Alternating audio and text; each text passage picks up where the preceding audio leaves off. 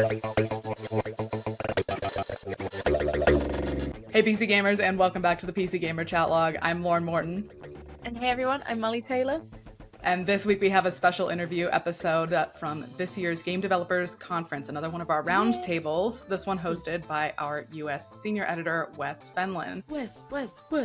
Hello, Hey, Wes. I'm here. Can I talk now? You can talk now. How's it going? It's good to be back on the show, even though I'm kind of not back on the show. We're not going to be here long. This isn't going to be about you. Sorry.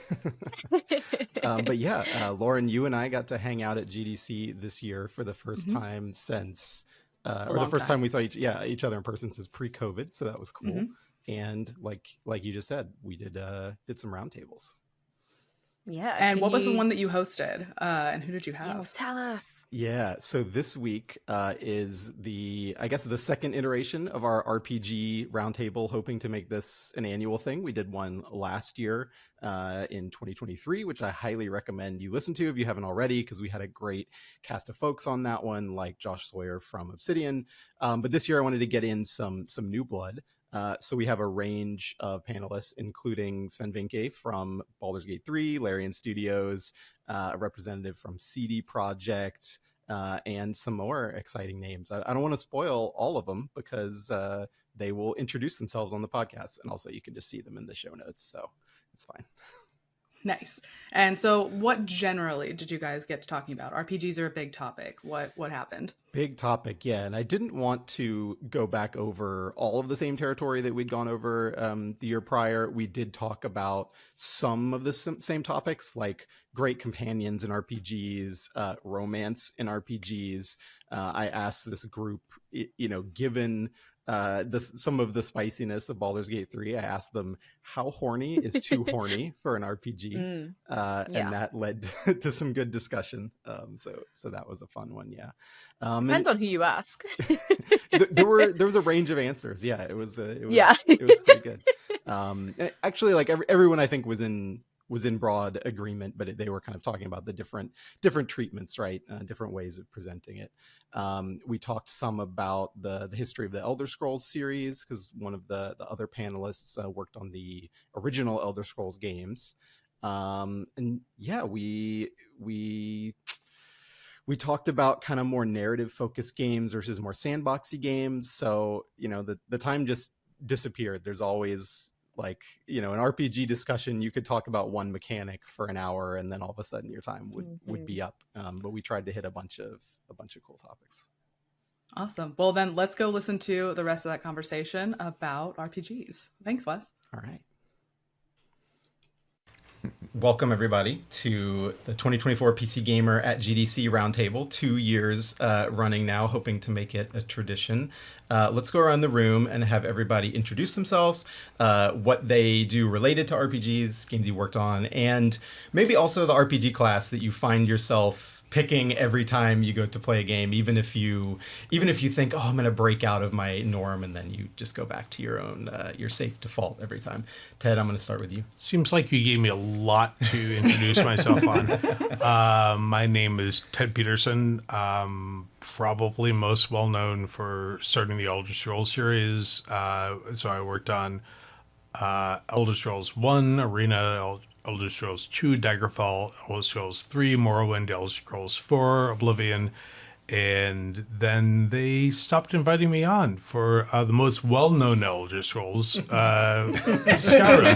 So all the time people will say, oh, did you work on any games that I've heard of? And I will say, have you heard of Skyrim? And they'll say, yeah, of course. And then I'll say, I worked on the 4 that came before that. And so there's that. What were the other questions? What's your RPG class, if you would have one? What's your go-to? What's my RPG class? Something kind of evilish, necromancer type of character, probably. Very good. All right. I'm Swen Vincke. I'm the game director on Baldur's Gate 3 at Larian. I preferred Morrowind, by the way. And all right, I always play Wizard.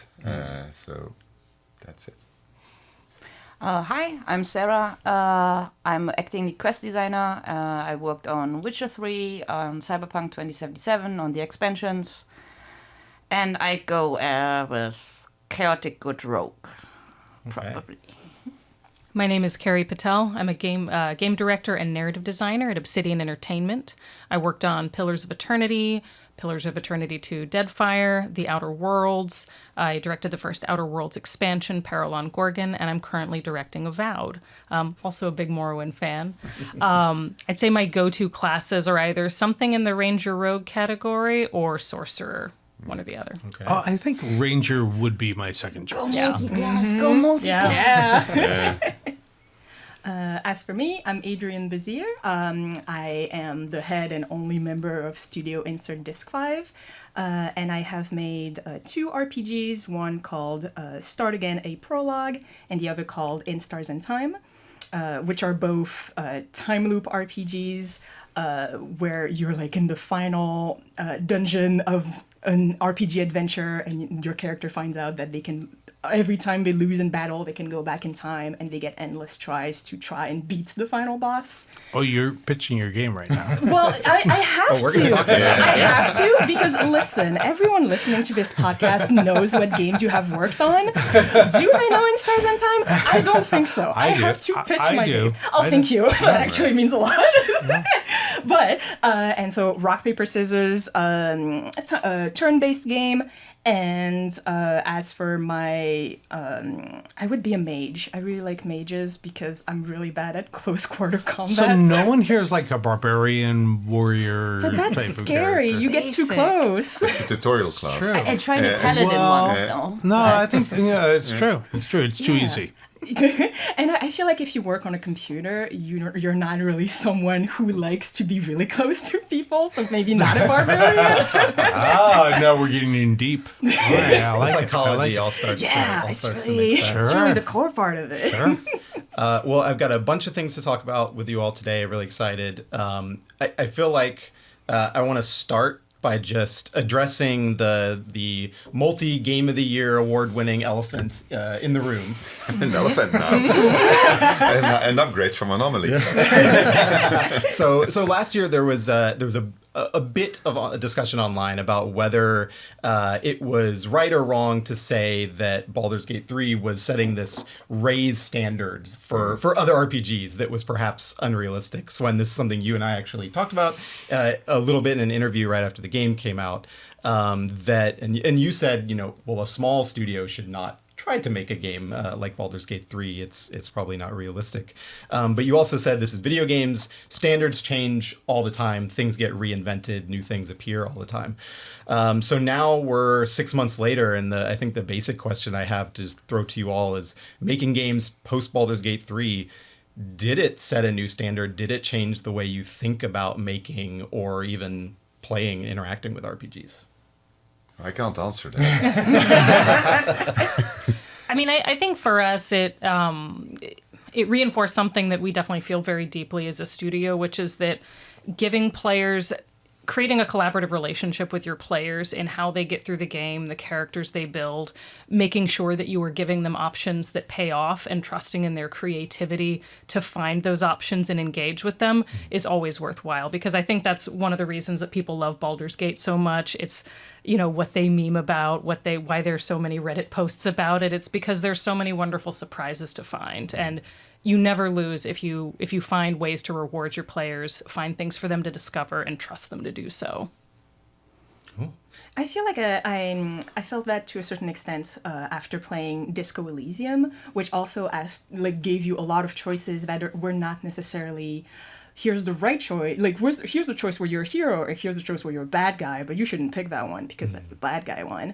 But Disco Elysium had a lot of choices that were just straight up weird, and I feel like that also made, especially indie developers and probably AAA developers as well, where it's like, oh, we can just go weird. We don't have to necessarily just go good hero answer, bad guy answer, and then I don't really care, I'm just here for the good times answer, and just but what if I was just a bear right now? I kind of, and really allowing the player to kind of play with the medium a little bit and feel like a real part of this world beyond those this binary is something that helps the player feel like they're actually in this world.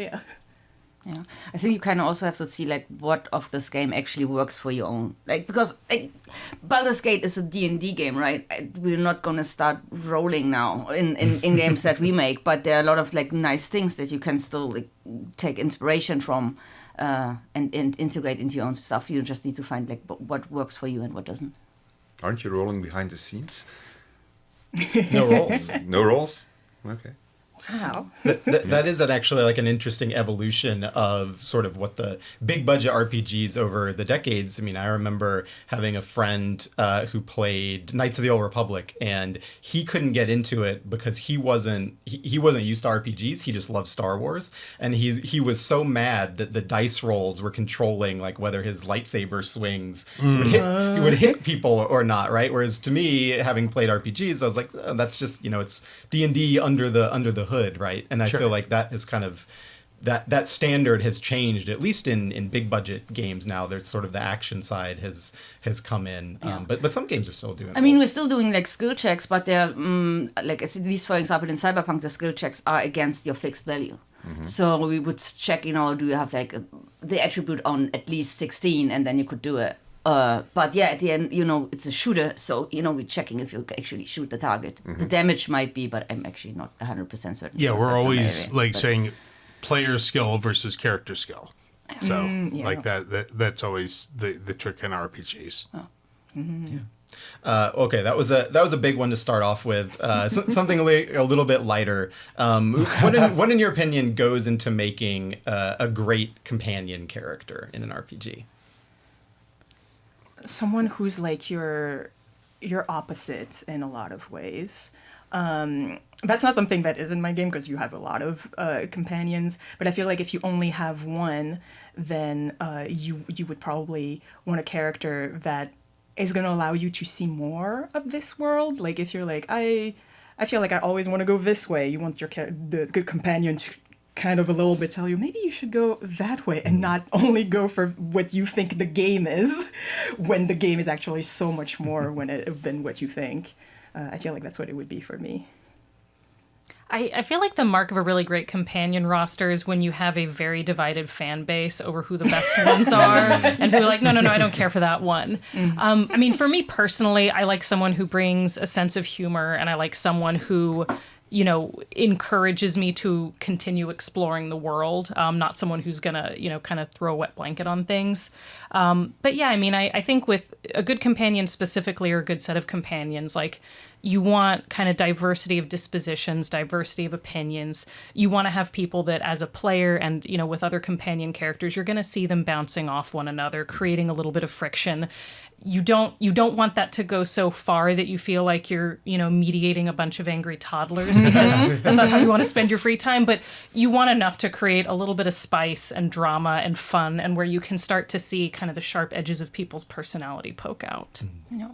Yeah, I feel like you would want the feeling that even when the hero is not there, but the characters are still interacting with each other, and they have reasons to interact with each other that doesn't have anything to do with you, which I feel like is not always something that is thought of, and sometimes you're just like, what do you do when I'm not here? Yeah. Do you just wait? Yeah. Do you just wait for me to come back? I don't. I feel like that in life. Like people should get shut down when I'm not around. We just power down. It's like, and I'm here. And okay, let's stop now. Yeah. You have big main character energy in real life. Too. That's a lie, by the way. I'm totally just joking around. Anyone else have thoughts on companion characters? Many. Many thoughts. Give us one or two. No, I think it's the trick is to make them believable, and then make sure that when they interact with each other, you get interesting stories. So I think that's what you're looking for as a player. You also want to have agency over what happens to them, because it's always focused on you, not on the companion. But obviously the companion needs to have their story to be told also. And what Carrie said also, you want diversity. So that because people are different, people like different people also, and they have different friends. So you want to be able to have a roster of that. So it's And then you probably want to make, and that this is the hardest part, is that they have depth, right? So that when you talk to people over time, you learn to get to know them. If they trust you, they will show their fear, loss, betrayal, wound, whatever, so that you start to get them. So I think those are critical bits of interesting companions in RPGs. I call this kind of broken. So not completely broken, but it is kind of broken. Everybody has something that has their own demons that they struggle with, and you slowly learn about everything. Mm-hmm. Yeah. And there's a pacing challenge because you want to give the player an arc to helping them fix it. And it's always going to be a little tidier than it is in real life, but it can't feel so tidy that it feels forced. And the problem you have with that is that you need real estate, right, to tell those stories. And because typically what you get is like, oh, they're all arriving at the same time. I want to talk, I want to talk, I want to talk. And there's really, so it makes it harder. So you're telling multiple stories inside the same game, which is fairly complicated, actually, if you think about it. I have given the designers on my current game, I told me just rip off like romantic comedies and like just like figure out what those beats are and just say like, let's begin with those. And like these things worked and kind of go with that. Just say like, they should be an opposites attract, or a, meet cute or whatever scenario, so that you get to know each other and go like, oh no, we're Romeo and Juliet. We're on opposite sides of this conflict, and but somehow we've already figured out this connection, and kind of move from there. Yeah, I agree. I feel like that's how I usually go about creating characters and companions, is that going from a basic trope and then either figuring out how to go, yeah, but why are they such a trope? Right. Or go, actually, they're not such a trope, and this is a deconstruction of that in some way. And I feel like that's a really great way to make a character feel interesting. Not sure. You might as well go with the classics. This worked. Yeah, it exists for a reason. Yeah. I want to go back to something you said at the beginning, Carrie, about it's great when people are arguing over who the best character is, right? Like that shows that people are really invested in them. Could it also be a sign of success if there is a character who seemingly the majority of the fandom like hates, doesn't like? Because that is a strong reaction you're getting as well. Is that necessarily a failure, or can that actually be a positive sign in any case? That's a positive sign, 100%, I feel like. Because the worst thing you would want any kind of art to be is boring. And if you have a character who everyone hates, that means they actually interact with the art, and they are actually feeling something very powerful. So that's success, and that's people are buying the game. but wouldn't you argue that it's kind of depending on why they hate them? Yeah, for sure. Like you. But I still feel like no matter if they hate that character for like a stupid reason or for a very like a real reason, like, oh, this character is like super sexist, and it's like, yeah, but is it do you like watching him though? Do you like seeing them interact with the other characters, and do you like seeing the other characters be like, I hate you because you're sexist, and you're like, yes, that's conflict, baby. I'm feeling something here. I think the mark of a great character is if people remember them years later, right? And you ask them about it, and if they can still describe the character, then the game has succeeded in making the character. And if ask them about the character from a game from a long time ago, and they can't say anything about it, it's like in movies, character failed. Yeah. Or if you think about like a TV show that's gone on like for like 11 seasons, and you go like, oh, you had a one-note character, but this character has managed to last storyline after storyline, and we figured out new things to do with this character and stuff like that. Then you're like, all right, well, there's a character that actually has enough depth that you can introduce new things to them, and they'll still be themselves. Like you can still recognize that that's the character, but they will interact in interesting ways. And they also kind of evolve, like especially over 11 seasons, right? Yeah, which becomes problematic after a certain amount of time. I mean, they have to evolve in ways that, oh my god. But you still need to recognize them. That you're like, oh, well, it's Sauron. He's still a problem, but but he has figured out how to get along. But I also feel like that if you have a character who everyone hates in your game, that's just perfect for a DLC later, where it's like, all right, do you want to kick their ass? We just have a DLC for you. That is a way to make some money. Yeah. I mean, we're all in a business at some point. You have to use like the parts of fandoms and kind of use the fandoms to be like, hey, apparently everyone hates fans, this is character. how we all use you. Well, I feel like that's really part of it. I'm with you. But no, you mentioned fandoms. There's a moment where the character belongs to the audience. Oh yeah, it's their character now. So then it becomes really complicated to start doing things with the characters. The moment you release the game, essentially it becomes theirs. So you gotta be very careful with that. Yeah. That's something I definitely thought about, because like, my game is very much for the Tumblerinas, for the people on Tumblr. And I was like, I know you people on Tumblr. I've been you. I know you can get very, very passionate and attached. And so when I thought about my game and my characters, I was like, all right, what is the most bad faith reading I can have about my own characters, and how can I make sure that this doesn't happen? That has changed like the dynamics of how people talk about the characters they love, right? Is like that has only grown as a kind of a corner of fandom, the way people react to their characters and the meaning that they attach to them. That wasn't something, at least I was thinking about RPGs 15 years ago in the same way. I guess I'll just toss this one out like a grenade and see who wants to leap on it. When it comes to romance and RPGs, how horny is too horny? Ooh, we're already there. Baldur's Gate 3, I think, changed the conversation around this a little bit in the last year. Well, you will. I think so. I think you're on for talking first. I think when we were talking about it initially, this is going to be a mature game, so we're just going to treat it maturely and do what people do in real life, and then we try to be as true to life as we could. So I think, that was the first thing, because internally in the studio, there were some people that felt uncomfortable and said, like, look, it's a mature game, right? So we're just going to treat it like what you would see on TV. And so a series I refer to often was American Gods, which was quite well done. I thought it was really well done, but it treated mature themes in a fantasy setting and said, like, look, you can do really crazy stuff. You can still relate to it, and so let's just go for that. And that's how that, and it was always tastefully done. The famous the bear scene. It was really a squirrel that was not looking. The rest was your theater of your mind. So you filled that in. We didn't do that.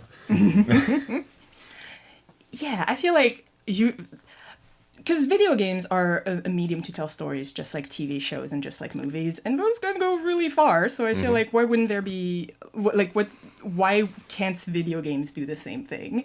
But what I do wonder about sometimes, though, is the especially when you play a role-playing game and when you often are portraying yourself as like the character, is like is that sometimes you feel like you have to do the sex scenes so you can see everything. That's not true. That's how I feel personally. Yeah. I know it's not the case. Yeah. But I know I played one indie game. I think it was called Cute Monster Crashers or something.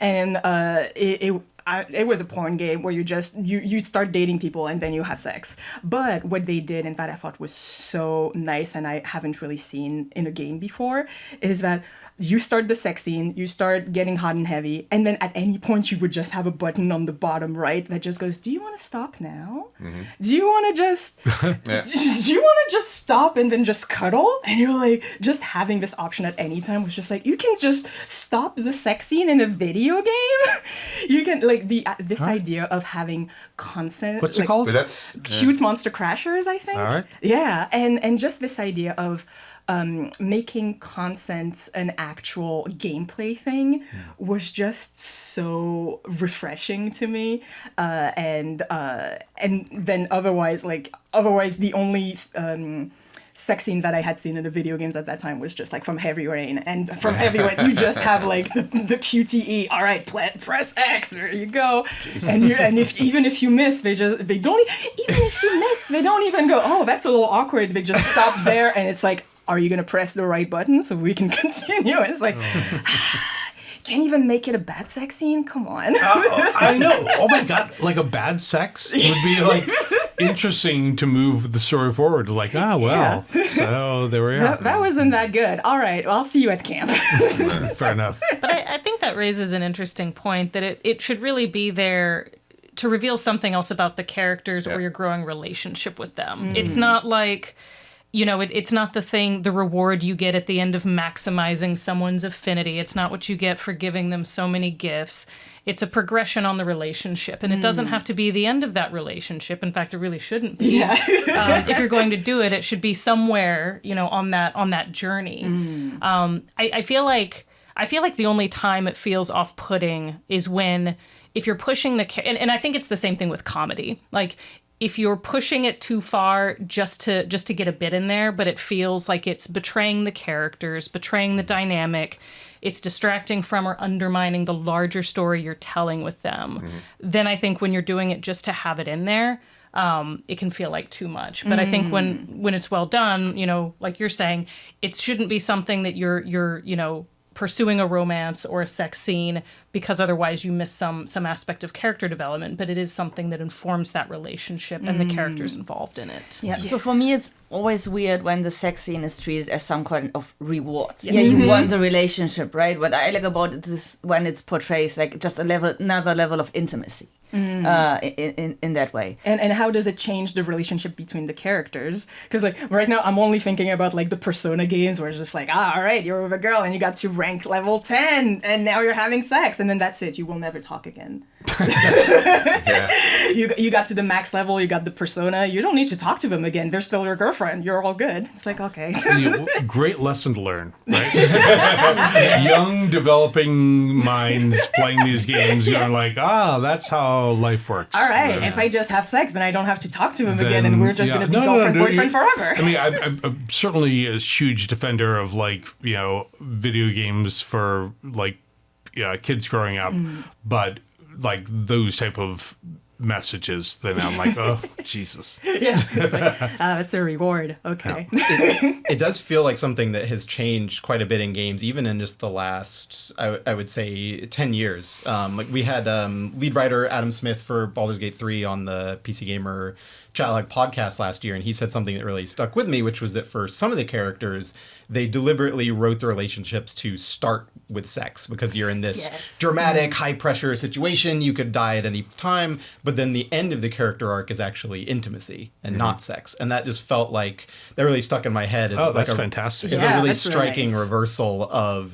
the gamified system you were all just talking about, which is, that is like your reward for the end of that quest chain, and then maybe that's the end in the world. So you make a believable world, so you're going to encounter people that are going to take years before they want to have intimacy with you, and you'll have people that are ready to go right away, but that then hides a whole bunch of other things. It's just about displaying it in variety, right? Because if you have like only people going like this, only people going like this, it's kind of weird.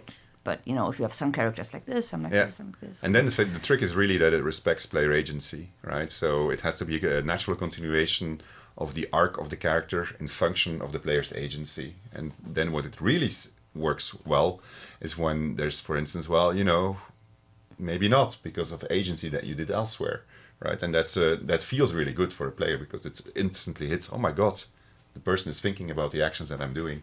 And so as a result of that, my relationship is not evolving like it is in real life. And then it's obviously very hard to imitate inside of a game, but if you manage to do it, it captures the players because it's maximum engagement. Which, especially in like a game which all of ours are based on a fantasy world, where we can develop, like we all have hang-ups based on, 21st century Western European or whatever world, and we made up our own world where we don't necessarily we have different gods, different spirits, things that are going around, and the environment may not be as hung up on sexual issues that we are.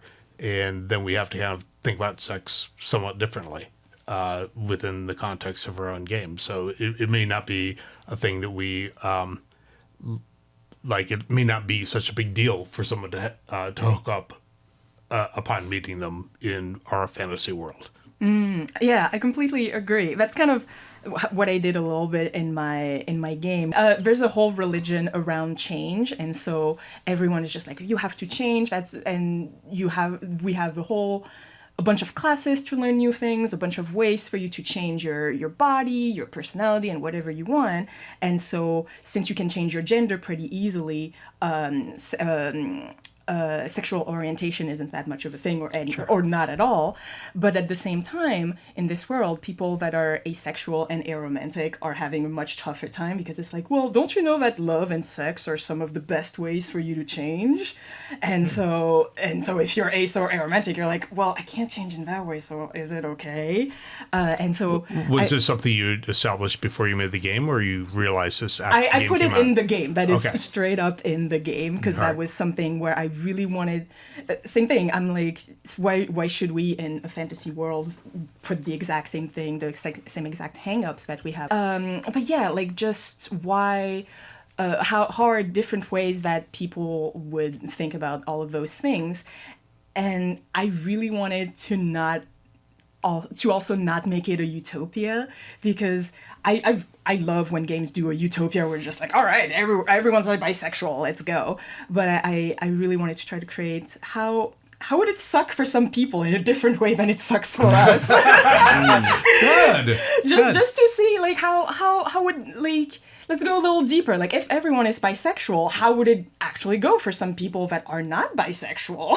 Or if you're rejected by both sexes and you're like, what? yeah, it's like that kind of thing. How would that work, and how would people feel in that world? It's just fun world building. I love world building. Adrienne, I'd like to stick with you a minute to talk about the time loop in Stars in Time, and I feel like that's something you don't see in RPGs often. And can you talk about how you settled on that idea as the core of the game, and maybe also how it kind of interacts with the stuff you were just talking about? See, I can talk about my game again. I love time loop games, and just that the concepts of a time loop are just so in line with video games in particular, because we have game overs, and we have lives, and we have, Mario just died, well, Mario can just come back, and just trying to take those basic concepts that we have about video games and just making them, but what if Mario remembered this whole time? What if Mario remembered that he died over and over again? And just really, I wanted to explore this thing that doesn't exist in real life, time loops, and how would that feel psychologically for someone to go through this. And then even the whole thing about, in visual novels and in a bunch of games, there's so much text that just repeats that you if you see that text a second time, you can just fast forward through it. But how would that be how would that be in a game for someone to just go, all right, I'm just not listening to you anymore because you have said that? And how would other people react to this character just zoning out? It's like, the meta of it all. Yeah. Yeah, the thing you mentioned there about things repeating and reusing bits of a game as well feels like a very creative justification for being able to keep, use the same sets, the same levels over and over again. Right? Yeah. I'm wondering if... Sure, it's cheaper. Yeah, and it's just me making it, so that's why I'm like, okay, good. I only have to create things once, and I can just get hours out of it. Like, riffing on that, I'd love to hear other creative solutions or maybe inspiration you've actually taken from, limitations that are on, like, the realities of making, a very long game, often in some cases RPGs. Well, it's not an RPG. It was my first game that I worked on was a action game based on Terminator 2029, which was a 2.5D action game. And we had a bug where Terminators would sometimes walk through walls. And there was just like some sort of collision issue going on. and we had to write the manual before the game came out.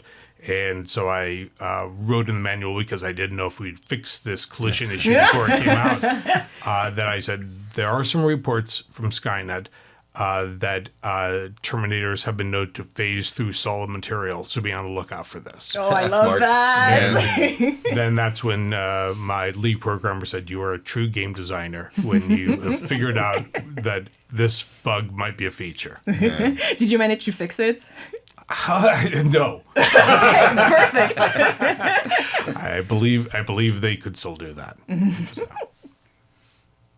Anyone else like limitations that you've ended up finding? I'm the only one who's inspiring? ever had a limitation. or come up with creative, band-aids for them. So I actually kind of like to find ways to work around them. So when I think of, we have the quest where we go diving with Judy in Cyberpunk. We don't have diving for NPCs in our games, but we really wanted to make this quest where you have this moment with her underwater. So we were like, okay, what if we just, use our scene system to do the entire thing, and we just worked around it and put everything on animation, and then just had to chunk everything in shorter sections. So she waits there, is in an idle animation, and then you can do gameplay things around her. She's still close enough so you can actually talk, and then you move to the next section. Everything is again or just an underwater animation. Yeah, our cinematic team wanted to kill me, but we made it work. Sure. Awesome. Well, Sarah, let's stick with you for a minute. With Phantom Liberty, you and the other quest designers, you had the opportunity to see what resonated with players from the base game of Cyberpunk, and also reflect on the stories that you maybe had wanted to put in the base game but didn't have time for, or kind of hadn't cracked. What quests in Phantom Liberty came out of that process? And if I can add a challenge modifier here, how did the fact that players could access Phantom Liberty roughly halfway through the regular campaign, how did that affect the design of the quests that you were putting in the expansion? I don't think that was too much of a challenge, because we fairly early defined when the player would be able to would be able to access it. So would he be able to access it after the first act already, or would it be at the end game, or when we wanted to put it? So we kind of knew, okay, this is the minimum level that the player will have anyway, and then we have a system that would automatically scale it. So it didn't really affect the quest that much, because the enemies would just automatically scale to the level that the player had. So that was kind of okay. We needed to have it in a certain point just to have to have certain characters, for example, set up. So the Voodoo Boys, for example, needed to be introduced, which was at the end of the day the defining factor to have it placed after the Voodoo quest. Mm-hmm. But then everything was just fair to go.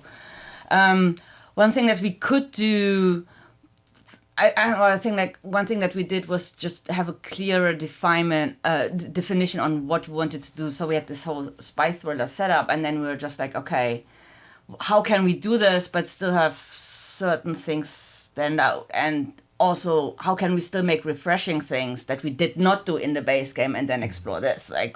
Can I do spoilers here? Yes, right. You can do spoilers. Okay. So we have this entire horror quest, for example, which is not something that we really did in the base game, but we were that's actually pretty cool to do. Let's just see what happens. And we knew from the start, okay, that might be polarizing for people, which it turned out it was, because some people hate it and some people love it. It always is. Yeah, we were aware of this, but so we could still do it. And then we were just okay, let's crank it up to 11 and see what we can actually do, because we had everything set up. We knew this is how the game works now, and now we can just use all the system that we now have to build it. So and see what's going on. Yeah. Yeah. Were there any? You mentioned one there, but were there kind of any pet projects or things you had from the base game that you were I really want to do this in Phantom Liberty? We have this opportunity with this expansion. What did I not get to explore? Well, I wanted to do an action quest, and I kind of worked on the intro, where you can kind of see the crash and everything, and then it was yes, I can do this. So that really made me happy, because I was more character focused on had the entire romance in the base game, and this was I kind of want to make an action quest. And one thing that I also really wanted is I wanted to make the intro quest Because that was one thing I never had. So I had an epilogue, I had a romance quest, I just had a side quest, everything, but I never had an opening. So I was like, I kind of really want to do this. So yes, that made me really happy. Is an opening quest, is that like the highest pressure thing in the game to design? Is so important. Is the scariest because bit? here's the thing, you need to hook the player, you need to have to introduce a lot of things, and it's also the thing that probably gets tested the most, right? Because usually you're testing like from the game from the start to the end, so everybody is going to play it constantly. No, and it also screws up the whole game development. Like we all play it, like everyone who plays the game plays just the intro dungeon or whatever. Yeah. And then they go like, oh, it's super easy. And I know all the twists and turns, and then the game gets released and everyone finds it super hard. Yeah. And if you lose the player in the intro, then it's kind of like It's all game over. Yeah. That was it. Yeah. Can anyone speak to the iteration of the opening quests of any of the games they've worked on that you had to just keep trying it and keep trying it until it worked? We iterated a lot because we wanted to give you a sense of exploration, but we still need to give you guidance, and so the mix between those two is really hard. Because if it's too guided, people are going to say, oh, this is a railroad game, so I don't want to play that. But if it's too open, it's like, I don't understand this system, it's too complicated. And so they stop playing too. So it's really a balance. And then the problem is you have so much profiles of players, and you can make your game that there's room for all of them, but you don't have that in that first opening moment. And so what you typically find is that when you start doing play testing is that you change a lot. Right? It's really small things often. It's like it could be just a light so that they move in the right direction. But you spend a lot of time just getting through, like the Nautiloid in Baldur's Gate 3, the amount of times that thing got redesigned. It's like, and it was a very complicated level to design for the level designers because of the verticality and how everything was interacted with each other. So they hated it. They absolutely hated it. I mean, and yet, if you look at it, you would say this is a super simple thing, right? But it wasn't. Are you actually doing it at the end, or rather at the end, or at the beginning of your production? So you have to start with something because otherwise you can't get the narrative experience. But it's for sure at the end you're always going to redo it once you figured it out. So we redid it a lot. The scale matters so much also. So too large, too small, placement. Where do I put all those tutorials? No, it's definitely. Oh God, I hate those too. There was definitely a situation in the Elder Scrolls games I did that we had like a dungeon crawler at the beginning to say, this is how you play the game, and then you get out of the dungeon and it's a wide open world, and people were like, I have no idea, what am I supposed to do next? Yeah. And like, all right, you put it 12 or 13 hours into this game and you don't know what to do next, and you understand the frustration. And but as a game designer, you're like, come on, you know what to do, but they don't. Yeah, you really have to prepare it for all kinds of different players. Like, you have to be like, all right, there's going to be the player that is going to explore every nook and cranny before they go forward. But there's also the player that's straight up going to go, oh, I need to go there. I'm just going to go there. And it's like, but I had like tutorials over here and you just missed the tutorials. So it's about figuring out the right path to really show them so that they get all the tutorials and they get all the world building info that they need, and they get all the little hints and all that stuff. Well, it's like being online, like a regular game master. Like if you're playing a regular session and you're like, I invented this whole scenario for you to explore once you talk to the barmaid in this one dungeon or this one tavern, and you never talk to her. So now we're going off in a different direction, and I have to make it up as I go along. And there's a very similar narrative tension because, like, one thing we'll see, especially, playtesting something internally on our team is,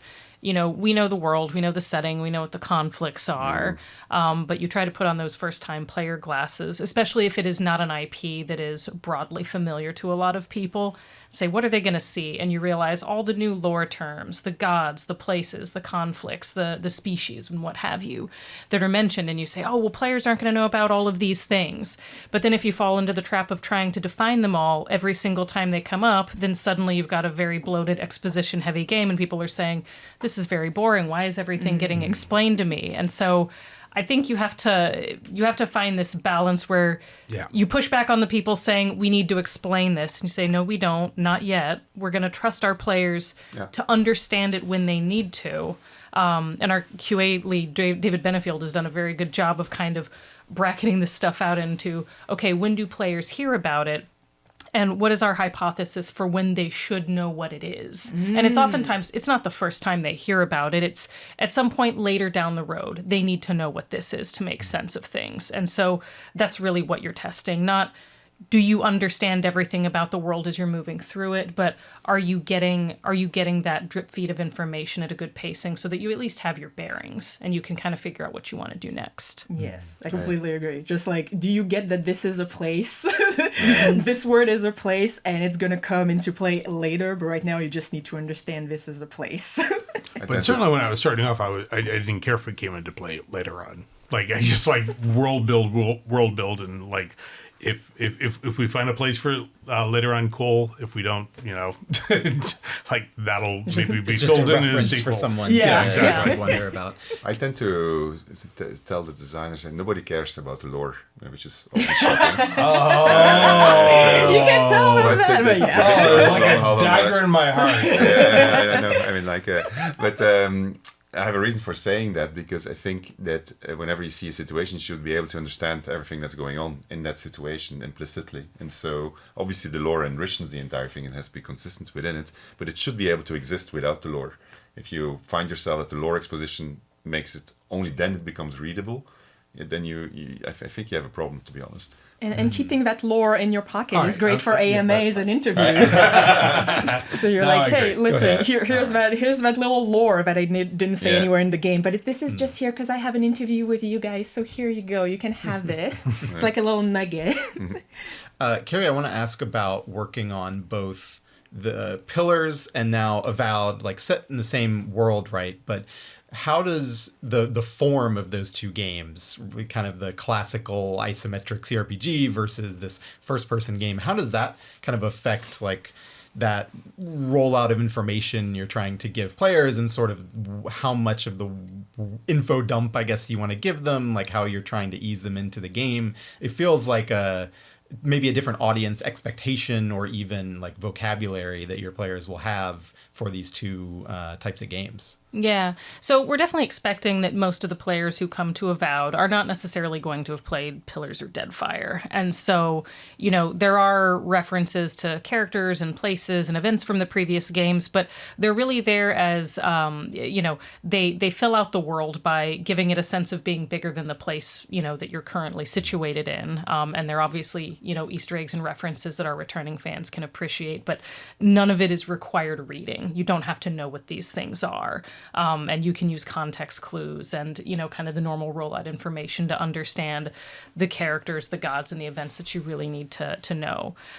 One nice thing, though, in addition, is that being set in the Living Lands, it is a setting that we have not explored in any of our previous games, so that also helps us kind of separate the story elements in Avowed from those in Pillars and Deadfire. Mm-hmm. Like, yes, they're in the same world, they're in the same timeline, but they're taking place in different locations. So yeah, I think just constantly having an understanding of like, what is your gold, silver, and bronze tier information at any given time? And the gold tier information is what Sven was describing as like, it's the stuff you need to know to make the plot work, the scene work, and your motivations work. And it should be pretty easy to understand. And then, a couple layers deeper than that, you have kind of the deeper character motivations and sort of kind of what this faction is really all about and what they're really trying to get to. And then a layer below that, you have kind of these more, distant dynamics in the world and kind of these more distant conflicts that still shape and affect what people are looking for right now. But I think just being very disciplined and understanding that, yes, that stuff is there because, building it into the skeleton is, I think, how you get a well fleshed out world, a well built, narrative that has that depth and richness to it, but understanding that it is not there because everyone is going to nobody is going to take a test on this. We're not expecting players to be able to, to tell us back what all of this is. It's but they should. Here's the thing, and as a narrative designer, you always have to accept there are people who are going to play this game, agonize over every dialogue choice, read every word, just drink it up. And then there are players who are going to go, one, like, get me through the dialogue. Get me to the combat. And that's okay because the game is for both of them. I hate to tell you what percentage they are. But that's the thing, the game's for them too. Yeah. But that allows you to invest that much more in the people who are really engaged in the narrative and the story because they're the ones who are choosing to opt in. And you can create a good experience for both camps. We had our game is multiplayer also, and so when you have people playing in multiplayer, it's pure chaos in general. So trying to understand the story is because it's like playing with 1-1-1, then the other guy is killing everybody that he could talk to, and so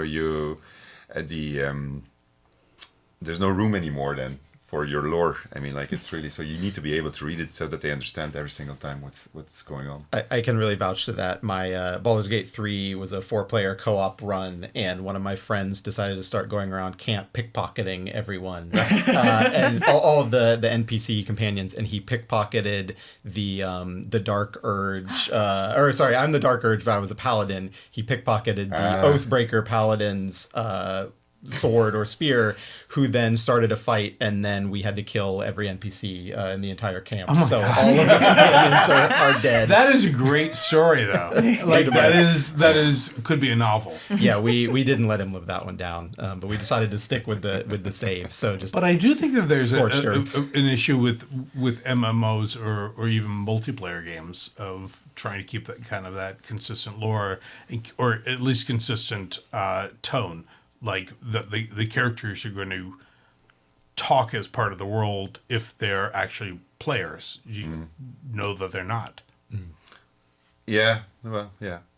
There's things that we've been trying to experiment with that. The problem is that it's so intensive in terms of work to get it to work.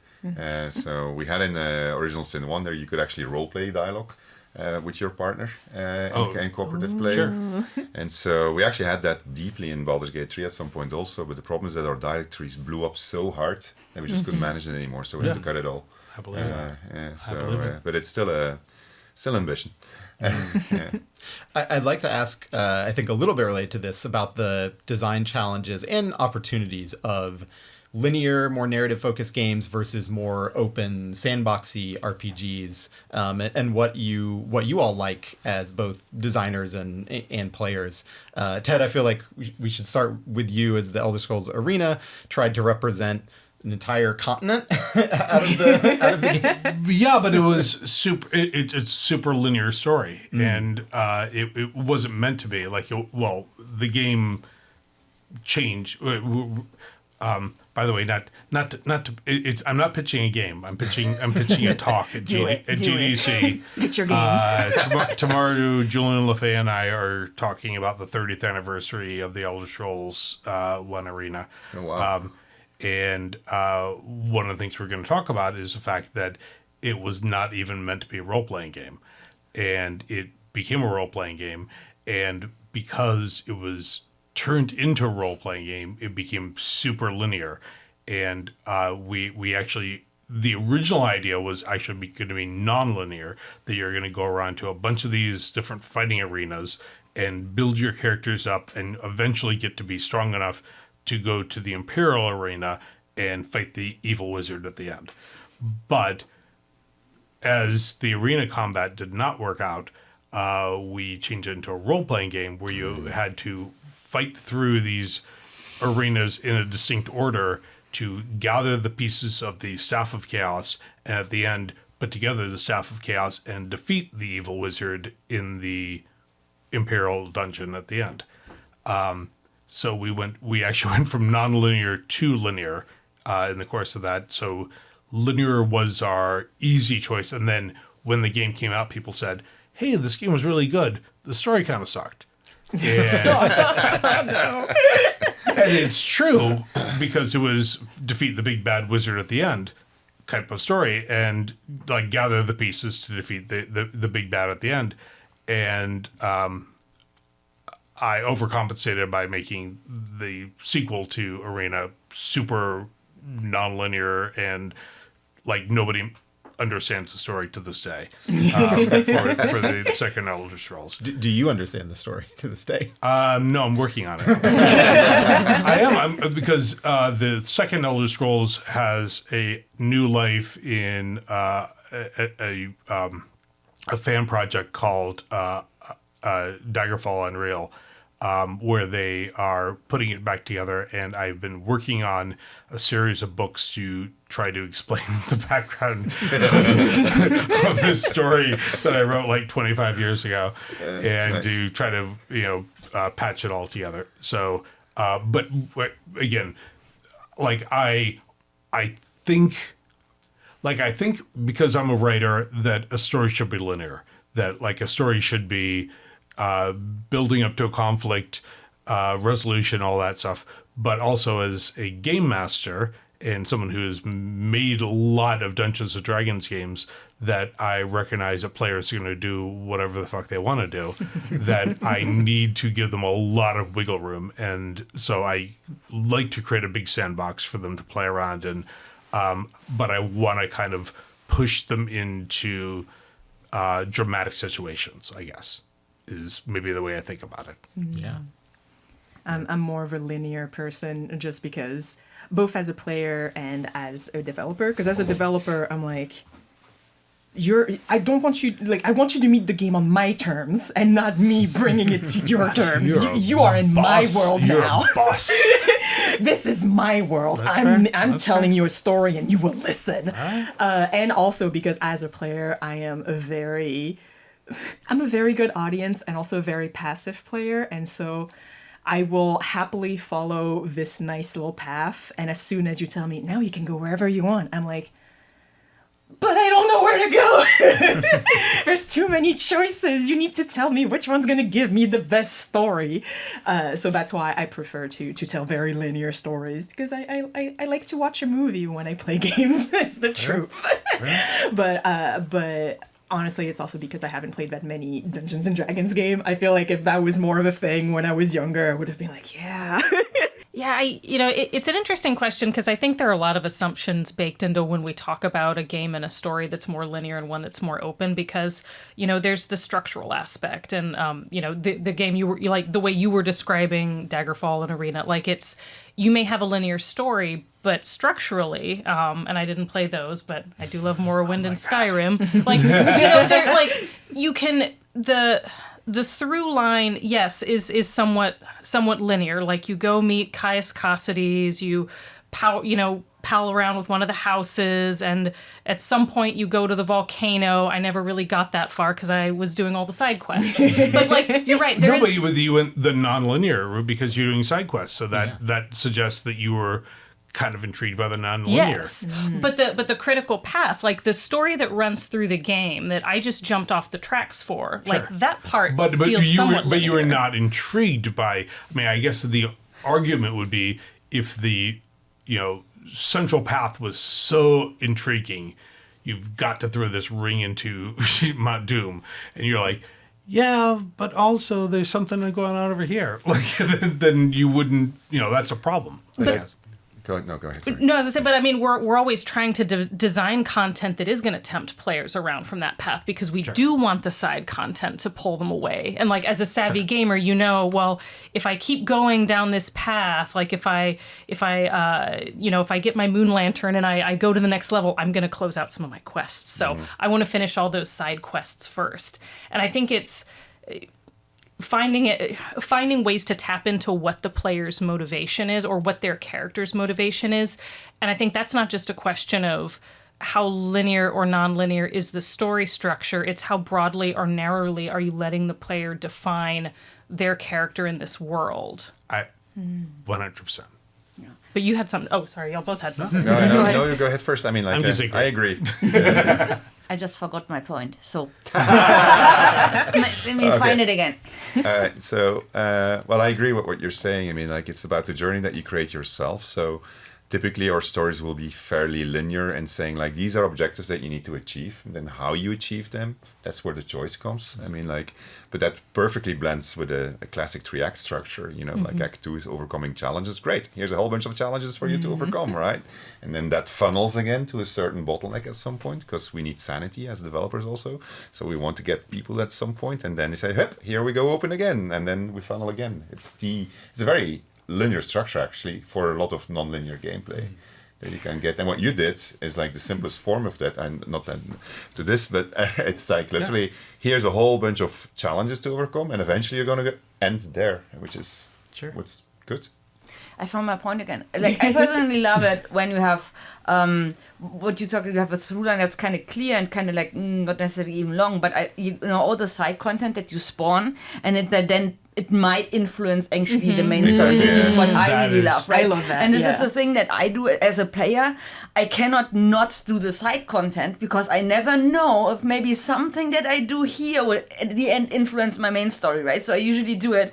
It should. Yeah. Honestly, exactly. it should. I mean, should, that's the right way to make a non-linear game, is to say there's a really interesting driving narrative, and you can approach it different ways. But if you're going off and doing these, you know, quote unquote side quests, but that side quest makes the king like you less or more or whatever, and that's going to change things, then that's should be a more interesting story. Exactly. Yeah. And an exercise we do a lot is like saying, well, if you make these choices, what's your story? Is that a good story? If it's not a good story, we're going to change, and we keep on doing that across all the permutations that you're going to have. And so if you manage to do that, you have players that start feeling my agency really matters. The things I did or I didn't do are going to change the way that my story is going to play out. So, and I think that's the biggest art of narrative design and game creation, to get that right. I'm sure there were many, as you're alluding to, but can you think of one or two from Baldur's Gate 3 where it was a quest that wasn't having that impact that you wanted it to until you reworked it and the story felt meaningful? Oh, yeah, there were indeed many.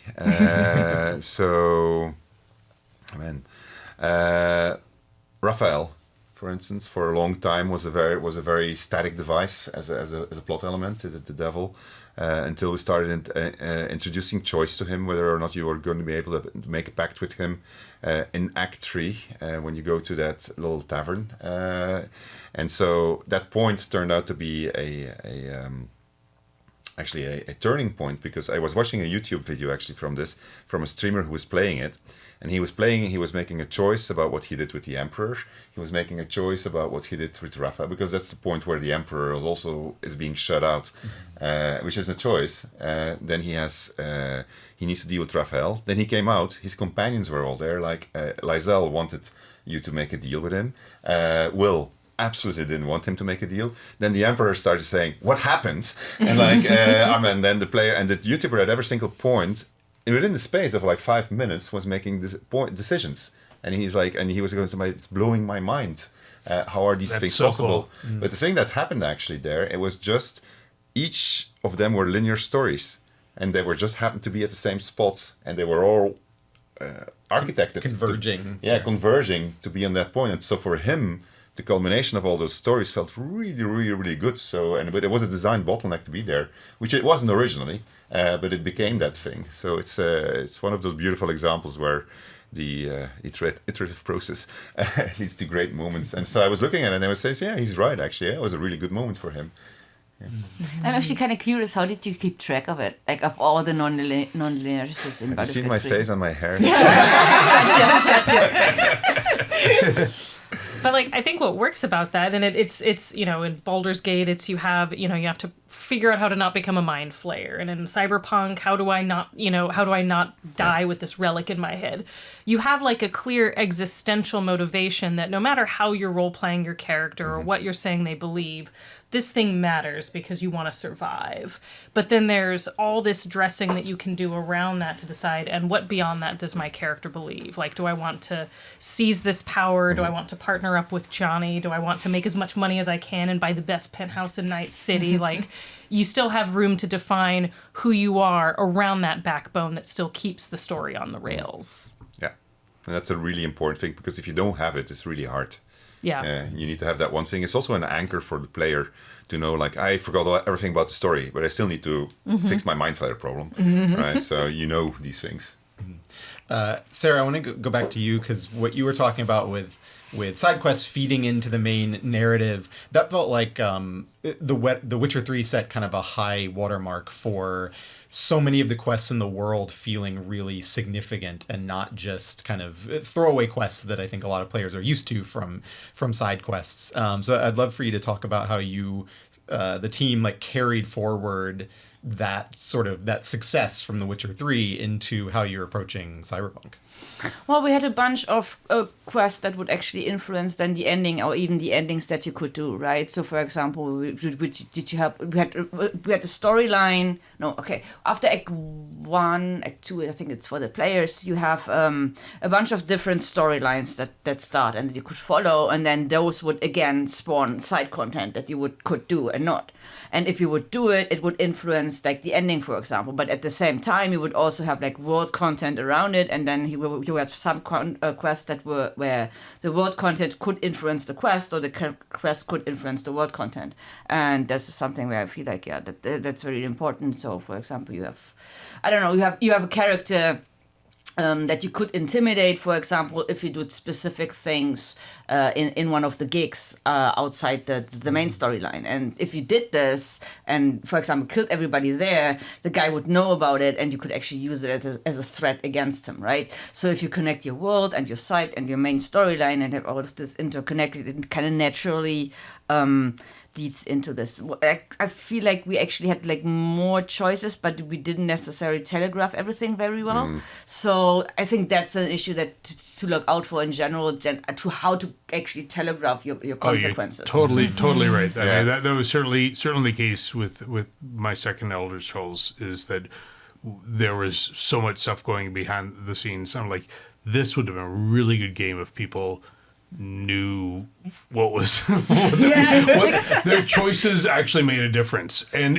they did make a difference, but we didn't let them know that they made a difference. And we understand, like, for example, you have the Woodbine character and the Judy storyline that you meet, right? And at some point you're confronting him, and I don't know how many, but the dialogue has a bunch of, actually depends on whether or not you met River, what class do you have, did you do the side gig, whatever, right? Yeah. And we just not, you didn't have the option. It was not even grayed out on the screen. You would just not see it. Well, and you feel like, I don't want to, like, hey, you got +1 with this king or whatever. You want it just to the storyline progresses, and like this guy doesn't like you. You know why, but maybe you don't. Yeah, it's hard to make it visible to the player, but it's like, it's because you did this thing before that you're getting this choice. Like if you were writing a novel, you go like, that's the reason why so-and-so doesn't like it. I feel like Disco Elysium did it pretty well with the dice rolls, because it goes +1. You did this thing happen before. But otherwise, it's like, how do you make the player know without breaking the fourth wall and being like, hey? Yeah, there's a middle ground between making it too opaque and like, making it super like +10 or so. Or like you do the telltale thing where every time you add, this person will remember that. That was brilliant, by the way. I love that. It was really the first time I saw it, I said, oh man, I wish I had figured this one out. Such an obvious one, and such a cheap one also, right? It was really good. And because it could mean different things, because it's like, this person will remember this. And it's like, what will they remember about it? Sure. Yeah, we've all been there in a different disco. We're like, that person will remember me for some reason. for some reason. Maybe not a good reason. On the other end of the spectrum from these side quests that end up feeling really impactful, we have fetch quests, which I feel like have kind of earned a reputation over the years as like the lowest form of RPG quest. Like, is very that classy audience here? Like, what are you talking about? Is that deserved? What distinguishes a fetch quest that players actually enjoy and fits well in the game from one that they complain about? And can anyone think of examples that you've worked on where it was a fetch quest that really worked or maybe really did not work? I mean, I feel like at their heart, like almost every quest is either go get a thing, go kill a person. It's one of those two, right? Yeah, favorite list. Don't forget. Like I was going to say, the second least favorite is the escort quest. I was just going to say. Oh yeah, those are Exactly. actually worse than fetch quests. That's frustrating. Yeah. But so it's really just, are you coming up with enough? Escort this person to go pick up something. There we go. That's the worst. And while you're hitting the cliff racer, don't hit them. Yeah. But I feel like when all of those quests fall flat, it's just because there is not enough interest in what you're doing. Like, you're not giving the player enough mechanical challenge or variety. You're not giving them enough narrative intrigue. Like, every quest, even if it's a fetch quest at heart, should have some moment where your expectations change or something surprises you or things get more complicated. And if it really is, go pick up this thing and then bring it back, well, you're just missing something. But if it's like emotional, like it's your mom's heirloom from when she was a little girl and full of hope and blah blah blah, then you're like, okay, there's something going on here that if you built the investment in it. Sure. Yeah.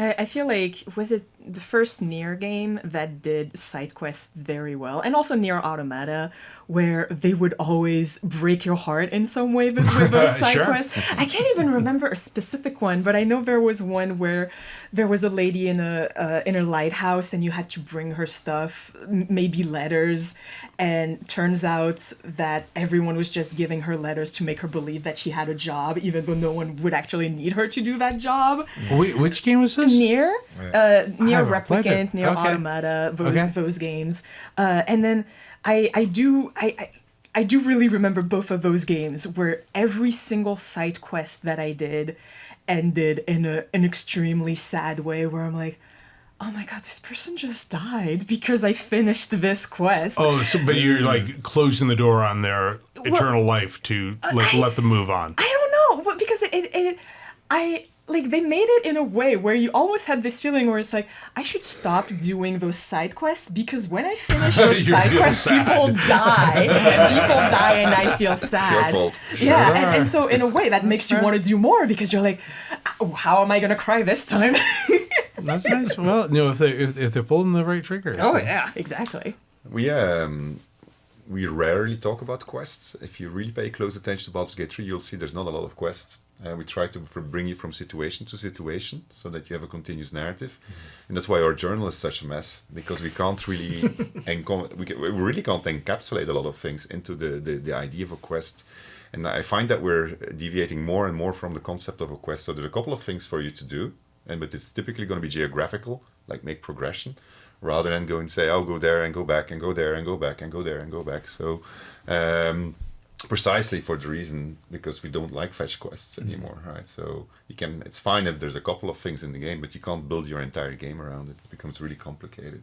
Does that feel like a real evolution for Larian from when you were working on, earlier Divinity games, even before Original Sin? And is this something you've been sort of chipping away at, this idea of a quest versus a journey, I guess? It's always been the case. My journal has always been a mess. But it's always been for the same reasons. I mean, obviously, originally it was more in the traditional fashion, my shoelaces type of thing. But really, evolving, it's been more about what's my story as I'm trying to get over to my main goal, and then there's obstacles, and then maybe I'll fetch something. But the best fetch quest is the one that the player decides themselves. I need to go and get this thing. I saw this guy walking around and he's got something really fancy. I'm going to steal it from him, right? So that's much more interesting if it becomes from them, if they generate that story. So I find that you don't need that many fetch quests in a game anymore. But you still, like what you said is right. And so we have this little list of okay, these are the templates of quests that exist in the universe, and that's everything you're going to do is going to be a variation of this. We're just about out of time. I want to ask if anybody, open the floor to a question or two here, if anybody has a burning question for someone else, and then I'll close this out with a couple real quick ones. What's everyone's favorite RPG is what I'm super curious about. Or is that too hard of a question? Then if everybody in my studio will go no, don't say it, I'm gonna say it, Mass Effect. Yeah. I'm such a Mass Effect fan, girl, I'm sorry. And I go everywhere and everybody in my studio knows it, so they're gonna be like, no. I love it too. Yeah. Yeah, sure. It's known for a reason. Anybody else have a favorite they can name? Ultima 7. I'm really easy. Yeah. Well, Chrono Trigger does jump to mind. Back in the day, the Ultima Underworld. Well, that's my close second. Yeah. Well, kind of piggybacking on this, what RPGs do you all find yourself keep coming back to that have really shaped your tastes in games, or that you feel like they still hold lessons for you to take something away from that you haven't bettered in your own games yet? Tales of Symphonia is the one for me. I feel like every so often I hear someone say something where it's like, did you know that instead of doing this one path, you could do this one path that went all the way across the world and the story still continues? I'm like, that's crazy. I played this game when I was 13 and you're telling me it still has secrets? Like that kind of feeling. I mean, Mass Effect did a wonderful job with memorable companion characters and also, I think, balancing, giving the player enough of an identity as Commander Shepard that you have something to kind of build your gameplay experience around and build your character in world around, but still some freedom in defining why you're doing what you're doing and sort of what persona you're taking to that role. Yeah, I have this. I have the Mass Effect series. That's my annual playthrough. I kind of just start and just at some point go to. And the other one would be Final Fantasy XIV, which every expansion I just start a new playthrough, make the character, play the entire story again, and then play through. How many hours do you have on it, Swen? Please do not ask. Okay, sorry. Too many. No, that is the bad. Shame on you. hours. Shame on you to talk to talk anybody hours. about how many hours. That is all right, I'm wrong. For RPG developers. But here's the thing for me. Those for me are kind of like happy games. Those are those are hero games, Absolutely. right? I play the hero character, and it makes me feel good and everything. And this is not really. I don't really necessarily feel as like the superhero when I'm playing, for example, Cyberpunk. So I spent like a lot of my day in like, I don't want to say dark places, but I'm not making happy games, right? So this are for me, I like the happy games when I come home, then I kind of like, yes, I get into my happy space. Yeah, you have to balance it out. Return right to the darkness. And I like to play dark games, but I do not necessarily repeat playing them. I played them once. I'm like, man, it was a fantastic experience. Now I need to go back to my happy place. It's a little like movies. Like they're movies that you go like, Requiem for a Dream. What a really well made movie. I do not need to own the DVD. Yeah, it's like, Grave of the Fireflies. I watched it once. I'm good. You're like, thank you for making that. That really made me think. Done. That made me cry for a long time. I don't have any more tears, so I'm good. Last question. I think a lot of people, by a lot of people I might just mean me, love hearing about things that never made it into a game. I'm wondering if any of you can share like a favorite idea, a character, or a moment from one of your games you worked on that was close to your heart but never made it, never saw light of day. Whenever you died, you were supposed to go to the fugue plane. And I had this entire thing so that when you died, you were going to go into a fugue plane, you were going to be dealing with the fugue plane, and for instance, you would be in the fugue plane, but the rest of your party would still be walking around in the material plane. That's and so I had really this cool. entire thing built out for it. Oh my God, I'm going to rip that off. Yeah, I actually had something similar because since you... I'm going to rip off both. Yeah. I had something similar since you loop back every time you have a game over, and I wanted to do something where you would be able to walk around the game over screen and just kind of have this little map in the game over screen where I was like, well, there's nothing. I guess I'll just make a fire and wait for you to press start. There was a thing it's an MMO, but wasn't that in Ultima Online where like when you died, you were like a ghost? I'm not that old. I'm so sorry. But you were the ghost, and like then people like loot your all your stuff. But you were like hanging around, and you're like, please don't steal all my stuff. But they would. And eventually, I got into you'd be able to. Diablo 2. It was Diablo 2 that you could steal each other's gold, right? Yeah. But you could hang around as a ghost and like go like, I wish you would. No, you had to go back. You were resurrected. And then you had to walk there all the way back to your body. Yeah, but by then your friend had stolen your gold. So I got into such a fight with the best friend. Because I you stole my gold, and he said, no, I didn't. Yes, you did. You stole my gold. I just kept it for later. Carrie. Oh man, I was so angry. Oh yeah. I do have one, but it's a little bit of a story. Okay. So I worked on a secret ending to The Outer Worlds with Dan McPhee, who was another narrative designer on the project. So fairly late in development, I was writing the terminal, the flavor terminal stuff for Chairman Rockwell's office, which you can encounter like midway or late, kind of 2/3 of the way through the game. And so these are our computers. For all of the terminals, we'd always have some flavor entries that would say something about like the character, the world, just kind of fill things out. And we'd been working on this game for a while at that point. And, you know, everything is about capitalism and brands. And I remember thinking at that point, like, man, all these corporate guys love their brand so much in this game. What if they were literally horny for it? And so Well, I like the way you think. I wrote this entry on Chairman Rockwell's terminal that was locked behind like a skill check or two. So you had to work for it. But it was his a transcript of his weekly Dom session with a Moonman impersonator. And so it was very fun to write because it was all this wordplay with all of this business speak, like maximizing growth vectors and end-to-end optimization. Oh And, my god. you know, anyway, so you could find that, and we had some fun with it too, because I remember So writing you a little. wrote your own slash. Yes.